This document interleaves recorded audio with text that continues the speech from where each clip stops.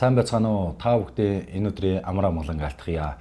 Энэ удаагийн бичлэгээ өргөхөд бэлэн болсон байна. Энэ удаагийн бичлэгээрээ бид та бүхэндээ зуны ихэнх сарын шинэ 15 буюу Бурхан багшийн их дүүцэн өдөр Монголын хүрээ хийдүүдэд нийтээр уншдаг Бурхан багшийн чог хурлын талаар мэдээлэл хүргэхээр бэлэн болсон байна. Энэ удаагийн дугаарын зочноор маань Зүүн хүрээд Ачаалын эдийн дэрэгдэх Монголын Бурхан шашин соёл судлалын хүрээлэнгийн захирал, соёлын гавьяа зүтгэлтэн доктор Мигмар Сүрэн ламтан маань өргөдөө ирсэн байна. Танд энэ өдрийн мэндийг хүргье. Энэ өдрийн мэнд хүргье. Бидний урилгыг хүлээн авч сүсгтэй олон болон үзэгч олондоо мэдээлэл өгөхөөр ирсэн танд баярлалаа. Тэгэхээр өнөөдрийн хоёулагийн үзэгч түмэндээ хүргэх мэдээллийн сэдэв бол Бурхан багшийн чог хурал байна. Энэ Бурхан багшийн чог хурлын талаар та нэрнээс нь эхлүүлээд үзэгч түмэндээ сайхан танилцуулбал.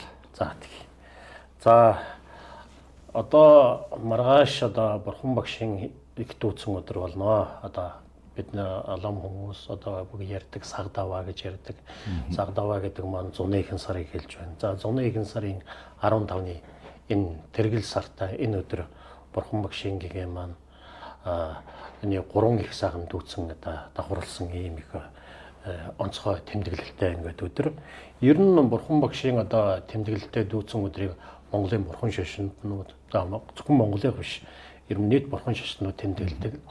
За хаврын ихэнх сарын шиний 1-ээс 15-ны хооронд Бурхан багш 90 төвлгаан үзүүлсэн их дүүцэн өдрүүдийг тэмдэглэдэг, дүүцэн өдрийг тэмдэглэдэг. За энэ тухай бид бас тухай бүрд нь бас мэдээлэл хүргэж байсан. За тэгээд цагийн тооллоор бол дараагаар нь таарах өдөр нь болохоор зуны ихэнх сарын шинийн 15. За энэ өдөр байна. За үүний дараагаар болохоор зуны сүүл сарын шинийн 4-ний өдөр Бурхан багшийн номын хүрээд анх эргүүлсэн өдөр. Номын хүрээд эргүүлнэ гэдэг маань анх номоо айлдаж эхэлсэн, сургаал номлоо айлдаж эхэлсэн өдөр. За ингээ 2 дахь 3 дахь дүүцэн өдөр. За тэгээд түүний дараагаар Бурхан багш өөрийнх төрүүлсэн ээжийнхэн ачийг хариулгаад 33 тэнгэрийн оронд заларч тэнгэр нарт ном айлдаад буцаж зам бүтөөд заларч ирсэн. Намрын сүүл сарын 22-ны Лалабавын дүүцэн тэнгэрээс буусан өдөр гээд ийм 4 дүүцэн өдөр болохоор Бурхан багшийн тэмдэглэлт өдөр болдог. За тэгээд зуны ихэнх сар, за тэгээд зуны сүүл сар, намрын сүүл сарын энэ 3 дүүцэн өдрүүдэд болохоор Монголын хүрээ хийдвэл сая таны яг хэлдгээр Бурхан багшийн чог хурдаг. За зарим хүмүүс болохоор төвийн чог гэж хэлж байгаа. Төвийн чог гэдэг нь болохоор төвдөрөө хэлж байгаа. За энэ бол юу гэхээр Бурхан багшийн мөргөл тагил, Бурхан багштай мөргөх, Бурхан багштай тагил өргөх юм зан үйлийн ийм хурлыг ингэж хурдаг. За манай зүүн хүрээд Ачаалын хэд 1990 онд анх дахин сэргэн байгуулагдсан тэр цагаас эхлээд олон шашин соёлын олон зүйлүүдийг иргэн сэргээсэн бусад хийдүүдийн адилаар сэргээсний нэг хурал нь энэ Бурхан багшийн чог байна. За чог гэж юу хэлж байна гэхээр ерөөсөө хурлаа л ингэж хэлж байгаа. Монголоор орчуулахаар зан үйл гэж ингэж орчуулдаг. Хурал гэдээ орчуулсан ч болно. Тэгэхээр Бурхан багшийн тагилын хурал, Бурхан багшийн мөргөлийн хурал, Бурхан багштай тагил өргөх хурал гэсэн утгатай байна. За хурлын нэрний хувьд. За бид бүхэн өдөр өглөөнөөс аваад бараг бүтэн өдөр шахуу урахтаа нэг тэр ном уншдаг, чогоо уншдаг. За ямар ном уншдаг вэ гэхээр Монгол ламын айлдсан, Монгол мэргэний айлдсан тийм номыг бид уншдаг. За энэ болохоор Хардал Бэйсийн Авгаан болон Сорж гэж хүний айлдсан, зохиосон ийм чог Бурхан багшийн тагил ном уншдаг. За тэр номынхын нэр нь бол Домбо Төви Бомбо Төмрүүн намтар Живсүү дамбын гоноо чагчил сольдов жидвийн чог лэгцэг жуна. За монголоор хэлбэл Бурхан багш чадагчийн эрхтийн төрөл үеийн намтар цадгийг даган дурдахын үүднээс мөргөл, тахил, залбирал өгүүлдэх зан үйл сайн чуулган өөрөө гарах гэх нэртэй нэг ийм ном уншдаг. За эхлээд энэ номын тухай нэг бяцхан тодтол бас хэлье. За Бурхан багшийн ном айлснаас хойш Бурханы шашин дэлгэрсэн олон газрууд байна. За ингээд төвдийн уламжлалтай Бурханы шашин шүтдэг Бутан, Непал, Төвд. За тэгээ Монгол туурхтны олон газрууд байна тийм үү. За эдгээрийн дотроос зөвхөн яг манай Монгол улсынхаа хүрээнд яг зөвхөн уншиж байгаа ном бол энэ Бурхан багшийн чог. Өөр газар уншиж байгаа мэдээг би хараагүй. Уншиж байгаа уламжлалыг би бас сонсоогүй. Мэдээж бас тэр хоёр нарийн судлаагүй учраас байж магадгүй тийм ээ. Гэхдээ зөвхөн Монгол газар ингэж хурж байгаа Тэгэхээр онцлог монголчууд бас ингээд энэ номыг зохиогдсон тэр цагаас Агуан Балдан цоржиг энэ номыг зохиосон цагаас урж байгаа ийм хурал. Тэгэхээр бол энэ онцгой бас Монголын одоо нэг шашин соёлын бас уламжил өв болсон онцлогтой. За тэгээ хурал хувь бол мэдээж одоо олон өглөөнөөс аваад орой болтолхорхтаа сайхан ая дантаа уншдаг. Зарим номыг сайхан ая дангаар их бүр аялгуул сайхан татдаг. Тийм их аялгуулаа тэгээ бүгдээрээ хурдаг. За хувц сунраа одоо өмсөж лам хурга хувц сунраа өмсөхтэй ч гэсэн маш сайхан сүрлэг сайхнаар одоо дээл хувцаа асаагаад маш сайхан сүртэй хурдаг. Ийм сайхан хурал байна л да. Тэгэхээр энэ Бурхан Багшийн чог хурал маань бол одоо Монгол түмэнд бол Монгол ламын зохиосон, дээрээс нь мөн одоо Монголын одоо газар л уншдаг тийм ялгамжаатай. Яг тэгж хэлж байна тийм ээ. Тэгэхээр энэ одоо чог гэдэг хурал маань бол одоо өглөө эхлээд бүтэн өдрийн хурлыг хэлж байна. Манай хурлын хүрээнд бол өглөөний 9 цагаас эхлээд тэгээд өдийн хойно хүртэл одоо хойно хүртэл бүтэн өдөр хурахыг хэлж байна. Бүтэн өдөр хурж байгаа шүү дээ. Орой болтол хурж байгаа шүү дээ. Том агуулгаараа. Энэ чог гэдэг одоо бүтэн өдрийн одоо энэ хурал дотроо болвол одоо энэ Бурхан Багшийн чог дотроо одоо та түрүүнд дурдсан магтаал, залбирал, дахил өргөх гэж зан үйлүүдийн уншлагууд байгаа. Эннээс нь та доторх одоо багтж байгаа номуудын одоо задлаад тэгээд тайлбарлаа. Тэгээ энийг бас одоо сайн яг энэ талаас нь бас одоо энэ үзэж байгаа хүмүүстээ бас нэг жоохон тодтгол бас хэлүүл бас нэг мэдлэгтэй нэмэр болох болов уу гэж ингэж бодож байна. За тэгээ ерөнхийдөө чог хурал гэдэг маань бол юу вэ гэхээр нэг номыг ингэж нэрлэж байгаа юм боловч дотор агуулга нь олон зүйлийг ингэж багтаасан хурал байдаг. За одоо Бурхан Багшийн чог болоо за одоо бусад одоо Богдламын чогч гэдэг ингээд хурлуудын өмнө болохоор ихний нэг бүрэлдэхүүн хэсэг бол эхлээд сожин авах, тэгчин сожин авах, их хөлгөний одоо сэлбэн арилах, санвар авах гэдэг тэр зан үйлийг бол байдаг. Тэгэхээр одоо манай одоо ихэнх хүмүүс, энгийн хүмүүс, лам хүмүүс болохоор одоо дүүцэн өдрүүдээр одоо сайхан тэгчин сожин авдаг болчлаа шүү дээ, тийм ээ. Одоо 8, 15 битүүний өдөр ингэ сожин авдаг шүү, тийм ээ. Тэгэхээр бол энэ юуны өмнө бас тэр одоо сожин авах зан үйл нь болохоор өмнөө ингэж орж байгаа. За тэгээд дараагаар нь болохоор одоо яг чогийнх нь бол уншлага бас эхлэв. За чогын уншлага эхлэхдээ тусдаа уншдаг горим гэж бий. Горим нэрмэд дараалал гэж бай. Ямар ном унших вэ? Тэр нэрмэд дараалалаар нь уншина. За тэгээд тэр бэрэг өнбөд нарийн одоо задлаж ингэж хэлэхгүй. Одоо яг энэ Агуан Балдан цоржийн зохиосон энэ чогийнхэн тухай бас нэг эдгэн үг хэлье. За тэгээд мэдээж одоо энэ чог нь болохоор эхлээд бол юу вэ гэхээр авралд одоо одох жамд бод сэтгэл үүсгэх тэр нэг уншлагаас ингэж эхлээд за тэгээд түүний дараа чуулганы орн буюу тахилын орноо одоо ингэж ургуулan бодож бясалгах. За тэгээд урагхан залах одоо тэр уншлага нь болохоор яг чагийнхаа ёсоор одоо номынхаа ёсоор ингэж явна. За үүний дараагаар голдог нэг том бүрэлдэхүүн хэсэг. Ерөнхийдөө багслаад ерөнхийдөө том юугаар нь бас ингэ тайлбарлая. Юу гэхээр дараа нь 7 гишүүн тахил өргөх гэдэг нэг чухал хэсэг гарна. За 7 гишүүн тахил гэдэг нь маань юу вэ гэхээр нүгэл хилэнц одоо тэр түүтгэрийг арилгах, буйныг хураах энд болохоор хамгийн их чухал онс хамгийн их чухал ансыг бүрдсэн одоо тийм нэг 7 зүйлийн арга байдаг. 7 зүйлийн зан үйл байдаг. Мөргөл хийх одоо гэхээс гисүүлээд тахил өргөх, тэгээ нүглээ намжлахаас гисүүлээд хамгийн сүүлийн одоо тэр буйнаа зориулах гэх мэт энэ 7 онцлог. За энэ 7 одоо тэр яг зан үйлийн дагуу яг энэ чогдоор болохоор яг тусдаа бүр ингэ сайхан одоо яг номынхон ёсоор нь тэр яг судрыг нь уншаад яг уншиж явах үед нь сайхан бодож баслахгүй яг тэр ёсоор нь маш сайхан тийм дэлгэрэнгүй бүр их дэлгэрэнгүйгээр ингээ сайхан уншиж байгаа юм юм байна. Үүний дараагаар одоо уншдаг нэг зүйлүүд маань болохоор магтаалууд уншина. За магтаал гэдэг маань болохоор маш их чухал. За мэдээж одоо Бурхан Багшаа тагч байгаа учраас Бурхан Багшийн одоо магтаал уншина. За тэгээ номын нэрэн дээрч гарсан энэ Бурхан Багшийн төрөл үеийн одоо залбирал гэж байгаа. Ийм учраас Бурхан Багшийн өмнөх одоо 34 төрөл гэж байдаг. Ингээд товчоолсон. Тэр 34 одоо төрлийг ингээд энэ болохоор одоо хамжуурт бод ингээд одоо жэрв гэдэг ингээд тусдаа Бурхан Багшийн төрөл үеийн ингээд ийм бүр том айсаа одоо ном судрууд байдаг. Үнийг товчоолсон одоо ингээд магтаалууд танжуурт би мөн одоо сүүлдээ хүмүүс ингээд магтаалаар хийсэн байдаг. За энэс хоёр магтаалыг одоо яг энэ чог дотор уншиж байгаа. Бүр тухайлах юм бол Банчин Богдын айлсан одоо 34 Бурхан Багшийн 34 төрлийн одоо нэг магтаал бий. Мөн янзан иш чанцан гэгэн гэж бас тийм алдартай лам байсан. Тэр хүний зохиосон юм хоёр зүйл магтаал багш. За энэ хоёр номынх нь утга агуулга нь юу вэ гэхээр Бурхан Багш өмнөх одоо Бурхан Багшийн одоо яг энэ 2500 жилийн өмнө заларсан тэр бодгалоос өмнөх одоо олон төрлөөс нь 34 төрлийг сонгож аваа. Тэр 34 төрлөд Бурхан багш маань ямар их гайхамшигтай ирээд хуйлгаан бодис одвийн явдал үзүүлж вэ гэдгийг нь магтсан юм магтаал баг.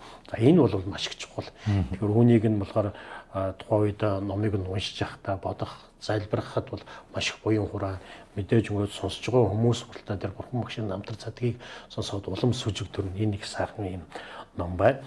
За үүний дараагаар одоо Бурхан багшийн одоо магтаалуудыг уншдаг. За тэгээд одоо хамгийн алдартай нь хүн болгон одоо сайн мэднэ. Бурхан багшийн одоо шүтэн барилга хоосон чанарын номыг айлцны үүднээс нь магтсан шүтэн барилгын магтаал. За Бурхан багшийн одоо магтсан 3 үед гэдэг буюу гавсам гэж нэрлэдэг юм хоёр богд цонхууламын зохиосон энэ хоёр магтаал. За мөн Бурхан багшийн ирээд туулгааны магтаал, Чомбралд одоо үгээд Жожонсон богдын зохиосон магтаалыг мэдээр ингээд уншдаг. За ийм Бурхан багшийн магтаалуудыг уншдаг. За үүнтэй холбоотойгоор мөн одоо бусад одоо энэ нэмэлт бас оруулга гэж хэлдэг. Тэ оруулга магтаалуудыг уншдаг. За үүндээ юуг уншдаг вэ гэхээр одоо 3 богд Далайлам, Банчин богд халах Жавзандам хотогт одоо 3-ын залбирал солидөв. За тэгээд мөн одоо тэгээд Бодмирийн зэргийн одоо бусад залбирал солидгуудыг мэдээр уншихтаар ингээд ном бол. За тэгээд тэр зарим номыг нь товчлоод бас ингээд хэлсэнгүй. За төгсгөлд хурлын төгсгөлд бол юу гэхээр ерөөлөө бас сайн тавьдаг. Ерөөлөө сайн тавь. За энэ дээр юу гэхээр Санжид молом, за тэгээд Санжаагунла гэх мэт. За Санжид молом гэдэг 10 зүгийн одоо бурхан боцодва бүгдийг тавьсан тэр одоо сайн явдлын ерөөл, за их майдрын ерөөл, мөн одоо гандан эдгай чансан дүү живэ молом буюу гандангийн оронд одоо төрхийн одоо ерөөл гэж их сайхан ерөөл байдаг. Тэр ерөөл гэмтийн ерөөлүүдийг уншиж ингэж бат. Тэгэхээр одоо Бурхан багшийн чог хуралд маань бол одоо товчоолоод хэлэхэд ийм утга зүйлтэй ерөөл тавих, магтаал, залбирал, тахил өргөх гэд олон агуулгатай ийм зүйлүүд бол одоо энэ чог ном хурал номон дотроо бол гарч байна. Тэгэхээр одоо энэ өдөр маргааш буюу одоо шинэ 15-ны өдөр сүсгтэй улам маань бол одоо хийд оронд ирж гороолох, хурал даган баясах, эргэл мөргөл хийх одоо буян чамддаг тийм үү. Энэ буян чамдж байгаа одоо сүсгтэй улам маань энэ хуралд ирж даган баясны буян, эргэл мөргөл гороо хийсний одоо тус эрдэм бол цаглагшгүй байгаа. Эннээс та сүсгтэй олондоо одоо товчхон тус эрдэм одоо хэмжээлшгүй тус эрдэм байгаагаас одоо зугсхан дурдвал тийм ээ сүсгтэй олонд бас хүрэх болов. Бурхан багшийг шүтсний аш тус маш цаглагшгүй. Номдоор бас ингэж гарч байна. Бурхан багшийн алдрыг за одоо Бурхан багшийн алдар шагж мөний шагж төв тийм ээ. Бурхан багшийн тарин бол Дадята Оммуни мөний Маха мөний Сууха гэд нэг энэ тарин. За энэ тариныг өгүүлснээр нэг түмэн галвын одоо хилэн сэтгүүдийг арилнаа гэдэг одоо судраг номдаар айлцсан байна. За бид хүмүүс яг ингэ танилцуулж байгаа энэ Бурхан багшийн чог судрын өмнө Авган болдон цорж яг тус эрдмийг нь бас ингэ тэгж бичсэн байна. За Бурхан багшийн алдрыг тийм ээ шагж мөний шагж төв гэдэг хэрвээ алдрыг нэг удаа ингээд сонсох юм бол тэнцэлгүй бод хотогт одоо ирээдүйд гэгэрхийн хөрөнгө шалтгааныг болохоор хүний зүрх сэтгэлд бол агуулна гэх мэтээр.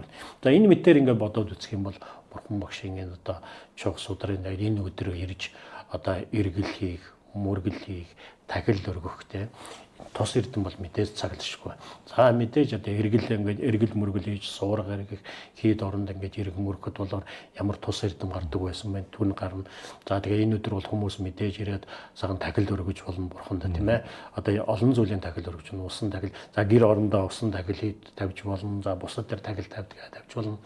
Цэцэг ингээд өмч юм уу одоо тэр өөрт аль байгаа зүйлээрээ тахил бас тавьж болно. Заавал хийд орны газар биш дээ гэр орондоо ч бас ингэж бурхан багш мэдээж тийм үү гүсэг гундаа бурхны хөрөг байгаа түндээ бас ингээд тагилаа өргөж болно. За хийд орны газар болохоор тагил тэр зүтгээ зүйлийг дэлгэр сайхнаар бэлтгэсэн байгаа учраас тэнд мөн тагилд нь бас нэмрэлж болно, мөргөж болно. Тус эрдэм бол цаглашгүй.